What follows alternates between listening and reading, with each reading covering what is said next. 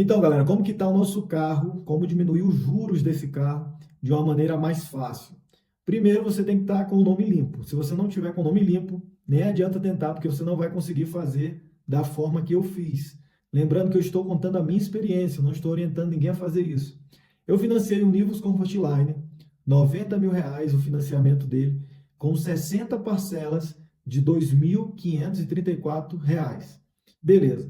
Fiz isso e percebi que a parcela ia ficar muito cara depois que passou aquela euforia da compra, né? Já tinha feito a burrada. Mas o homem, ele se sente na necessidade de cumprir, né? O que ele fez ali, aquele compromisso que ele assumiu com o banco, porque, consequentemente, se o banco levasse o meu carro, ficaria muito mais feio para mim. Então, o que foi que eu fiz? Por ter uma facilidade de fazer empréstimo com juros mais baixos, eu fiz o empréstimo com 47 mil em 60 vezes de R$ 1.100. Então, com isso, eu consegui reduzir bastante os juros, porque eu antecipei o primeiro ano do carro, eu não precisei ficar pagando essas parcelas de 2.500, eu fiquei pagando só o empréstimo, e reduzi de trás para frente 2 anos desse carro. Então, eu consegui das 60 parcelas, pagar 35 parcelas com esses 47 mil que eu peguei de empréstimo e fiquei pagando durante um ano tranquilamente parcelas de R$ 1.100 sem precisar ficar pagando essa parcela tão alta de R$ 2.500, R$ 2.534. Beleza. Agora, no final do ano, eu ainda não iniciei os pagamentos das parcelas de 2.000 e pouco. Meu carro está em dias e faltam 25 parcelas a serem pagas de 2.000 e pouco. E vai coincidir com o tempo do empréstimo. E graças a Deus, as coisas que acontecem na nossa vida, apareceu uma pessoa querendo comprar o carro por R$ 87.000. R$ 87.000. Eu iria perder ali R$ 3.000, né? Dos 90 mil que eu financiei. Mas o que é que acontece diante de todo esse caos, né? Eu vou mostrar aqui na tela para vocês como que vai ficar essa situação, a ideia que eu tive para poder lucrar em cima de tudo isso que aconteceu. Um exemplo, aqui na tela está mostrando aqui para vocês a minha conta do Banco Itaú e o financiamento do meu carro foi R$ 90.354. As parcelas é o valor que eu realmente falei para vocês. E o que acontece? Faltam 25 parcelas a serem pagas. Dessas 25 parcelas, 25 vezes 2.534,42 daria 63.360,50. Beleza. Se eu conseguir pagar tudo de uma vez, pela venda do carro, que a pessoa quer pagar os 87 mil, eu vou gastar 40.335,36 para poder quitar o carro no banco. No banco, porque eu já paguei as parcelas com o meu empréstimo, então o empréstimo tem nada a ver com o banco. E o banco está precisando de 44 mil, me dando desconto de mais de 16 mil. Vou só fazer aqui para vocês, 47.335,36. O desconto vai ser de 16.025 reais se eu amortizar essas parcelas todas em um dia. Pegar o dinheiro do cara, que o cara está me pagando do carro, e pagar ao banco. Beleza, carro quitado. Sobram 40 mil a serem pagos do carro.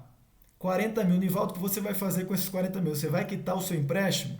Vamos ver se vale a pena quitar o empréstimo ou fazer o que eu pensei. O empréstimo, faltam 49 prestações, 49 vezes R$ 1.100, que vai dar o total de R$ 53.900. Beleza. Dito isto, né, eu tenho 40 mil para pagar 53.900. Eu sairia no prejuízo de R$ 13.900 aí por toda essa besteira que eu fiz. Só que a nossa mente ela vai um pouquinho além, né? A gente pensa um pouquinho fora da caixa e o que eu vou fazer aqui, não é indicação para ninguém, mas foi uma parada que eu saquei mediante toda a situação. Então, desse bololô todo aí, No caso, eu quitaria a dívida com o banco, quitaria o financiamento, poderia vender o carro para outra pessoa, transferir para o nome da outra pessoa, assim como há essa proposta, né, de compra e venda. E sobrariam 40 mil reais para eu poder quitar o meu empréstimo. Só que o meu empréstimo ficaram parcelas de R$ 1.100 vezes 49, vai dar mais de 53 mil reais. Então, com isso, eu sairia num prejuízo, que seriam mais juros ainda a serem pagos, de mais de 13 mil reais a serem pagos. Aí eu tive que pensar, me adaptar à situação e pensar um pouco fora da caixinha, né? Eu fiz uma pergunta para o chat GPT muito boba.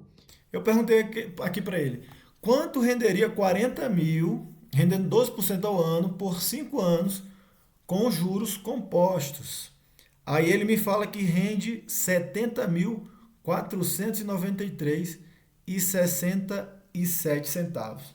Vocês acham que eu deveria quitar e arcar com esse prejuízo de 13 mil do empréstimo, ou eu tenho que fazer um investimento que renda 12% ao ano durante 5 anos e saia ainda com lucro diante de toda essa situação?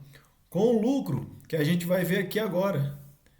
A gente vai ver aqui agora, né? O empréstimo a ser quitado sairia por 53 mil reais para ser quitado esse empréstimo. Só que se eu colocar esses 40 mil reais hoje e deixar por 5 anos em juros compostos, ele vai me render mais de 30 mil reais durante 5 anos, rendendo 12% ao ano, é claro. Eu não sei se ficou muito bem explicado para vocês, mas eu fiz esse vídeo para explicar o seguinte: nós temos que nos adaptarmos às situações que a vida nos coloca. Gente, se for necessário vender alguma coisa na rua, se for necessário arrumar uma estratégia para a gente pagar um fornecedor no dia X, se for necessário arrumar uma solução para um problema, nós temos que colocar a nossa mente para funcionar e arrumar uma saída, não sentar no sofá, chorar, porque isso a vida vai nos cobrar e ela não vai nos dar uma solução se nós não colocarmos a nossa cabeça para pensar. Então, se eu tenho os artefatos na minha mão, se eu tenho as opções, se eu tenho ali as escolhas para poder contornar essa situação toda que eu me meti, eu vou fazer isso. Por quê? Porque Deus me deu inteligência, me deu sabedoria para eu poder fazer dessa forma. Vou ter que esperar um tempinho a mais? Vou ter que esperar. Mas eu não iria pagar o carro por mais 4 anos. Iria pagar. Então, o que vai mudar na minha vida se eu esperar 5 anos para ter um rendimento aí de 30 mil reais desses 40 mil? E se eu injetar mais dinheiro, se eu fizer mais aportes, se eu investir mais, esse dinheiro vai subir ainda mais. E eu olhando lá para trás, eu vou pensar que, cara, eu iniciei tudo isso com praticamente R$ 0. E hoje eu vou ter um dinheiro aí, um lucro de 17 mil reais diante de toda essa situação. Eu poderia muito bem deixar as parcelas do carro ficarem atrasadas, o carro ser tomado, não ficar sujo, por causa de uma atitude boba que eu tomei. Eu acredito que eu não fiz uma boa escolha na hora que eu tomei essa decisão, mas fiz as coisas por impulso. E o que acontece depois que a gente faz algo por impulso? A gente tem que resolver a situação. Então esse vídeo é para que você crie coragem. Se você está passando por uma situação difícil, você tente arrumar uma solução, porque Deus te deu sabedoria. E essa sabedoria, você colocando isso para funcionar, você vai conseguir realmente sair dessa situação por cima. Não sair endividado, não sair com a cabisbaixo por ter errado. Errar é humano, acontece, mas Deus nos dá sabedoria para nós contornarmos as situações da nossa vida.